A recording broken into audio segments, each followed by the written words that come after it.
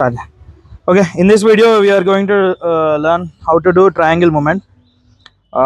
Let's go. So ఈ పొజిషన్లో ఉండాలి.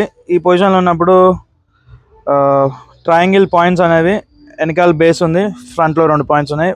ఫ్రంట్ సైడ్ పైన మనం నిల్చున్నాం. ఇప్పుడు అక్కడ నుంచి మనం movements first will do only leg movements. Stick movement ఏం చేయదు, లెగ్ మూమెంట్ ఒకటే చేయి. So first will show how to do leg movements. Hands on hip, step forward, again reverse, again forward, again reverse. So front leg ఎప్పుడైతే వెళ్తుందో front leg bend ఉండాలి. ఎప్పుడు front leg forward bending, back leg straight.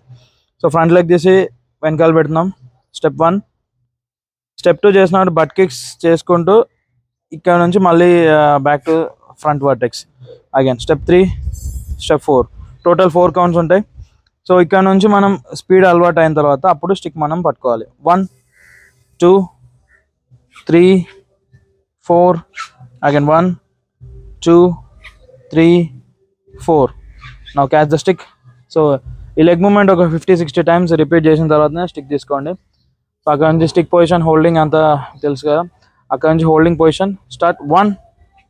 1 అన్నప్పుడు outer rotation చేయాలి. మళ్ళీ 2 leg forward చేసినప్పుడు half inner rotation, మళ్ళీ half inner rotation అయిపోయిన తర్వాత అవుటర్ రొటేషన్, మళ్ళీ inner rotation, stop. So first time చేసినప్పుడు స్టాప్స్ చేయండి. 1 2 3 4 స్టాప్.